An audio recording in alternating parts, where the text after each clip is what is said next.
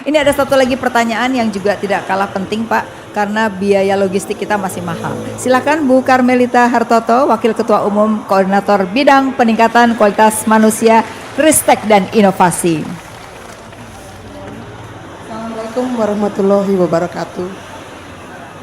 Izin Bapak Calon Presiden Pak Anies Baswedan. Topik yang disampaikan saya kali ini adalah biaya logistik. Sebenarnya tadi Bapak sudah sempat mention dan juga mengenai agro maritim, Pak. Biaya logistik nasional kita masih relatif tinggi dan tidak kompetitif.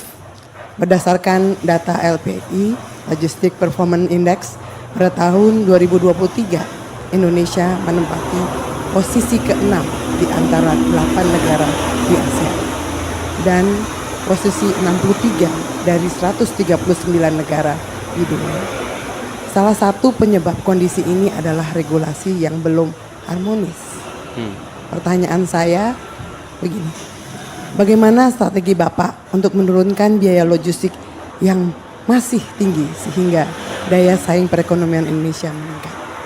Yang kedua, bagaimana strategi kebijakan Bapak untuk menjamin keselamatan dan keamanan pada jalur logistik di negara kepulauan sebesar Indonesia ini? Karena saat ini kita belum memiliki Coast Guard yang diakui oleh IMO, International Maritime Organization. Demikian pertanyaan saya Bapak. Semoga pertanyaan saya ini tidak terlalu sulit seperti gimana tadi kemarin ini di saat debate kemarin. Terima kasih Pak. Jadi biaya logistik kita kan masih 26% ya Pak, cukup mahal, sehingga memang untuk menjadi kompetitif menjadi susah. Nah ini memang PR dari waktu ke waktu yang belum terselesaikan. Silakan Pak Anies. Ya, makasih. Memang di debat pertanyaannya juga susah. Susah. Tapi kalau di sini itu pertanyaannya bermanfaat. Jadi. Itu lebih cocok ya Pak ya? Iya. Pertama tentang logistik tadi, bagaimana ini bisa turun. Nomor satu, kita harus memandang Indonesia sebagai negara arkipelago, sadari itu. Sehingga kebijakan-kebijakan yang disusun, itu kebijakan-kebijakan yang menyangkut keduanya. Kita punya kecenderungan pada sekolah di dunia kontinental. Jadi ketika pada pulang ke sini, nyusun kebijakannya juga dengan asumsi kontinental. Padahal kita kenyataannya adalah negara kepulauan. Jadi satu mindset itu. Kemudian yang kedua adalah meneruskan pembangunan jaringan logistik yang sekarang sudah terjadi. Misalnya kita menyaksikan ada pembangunan jalan tol yang sudah berjalan beberapa dekade ini. Itu harus kita teruskan. Tapi jangan lupa sambungannya dengan jalan non tol tidak boleh putus.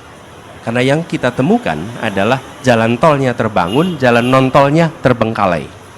Dan ketika non tol terbengkalai, di situ mahalnya terjadi.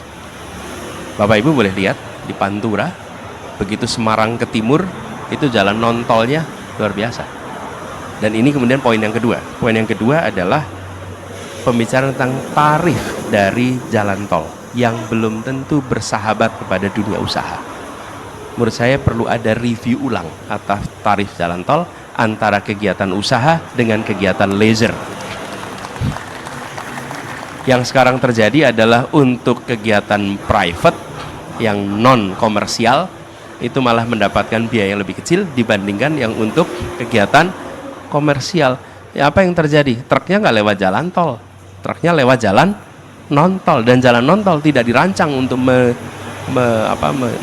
menopang kendaraan-kendaraan berat seperti itu. Jadi penyesuaian tarif tol, dan kemudian yang tidak kalah penting, pembangunan jaringan kereta api yang secara serius harus dimulai di Indonesia.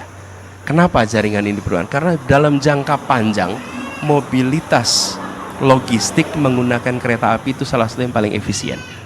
Tapi kita belum secara serius membangun rute-rute kereta api baru pasca kolonialisme. Bahkan kami berencana menghidupkan kembali jalur-jalur kereta api di Sumatera Barat yang sudah mati itu.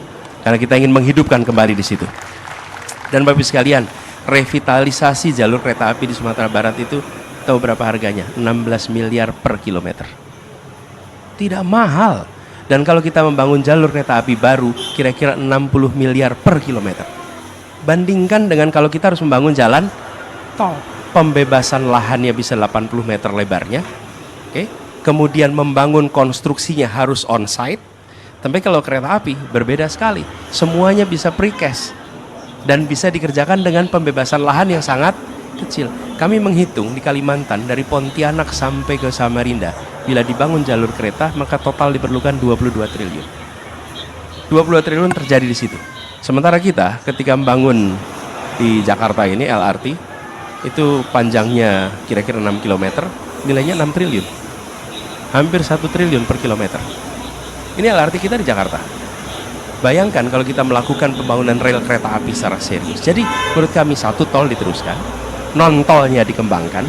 Yang kedua adalah jalur kereta api diseriusi dibangun di berbagai tempat seluruh Indonesia. Karena ini murah secara investasi dan jangka panjang secara manfaat. Ini kemudian. Nah yang ketiga yang tidak kalah penting adalah jalur laut yang harus ditingkatkan lagi, satu portnya ditingkatkan fasilitasinya, kemudian efisiensi kerjanya, dan yang tidak kalah penting dari ini semua adalah pemberantasan pungli yang ada di berbagai titik urusan logistik ini. Ya.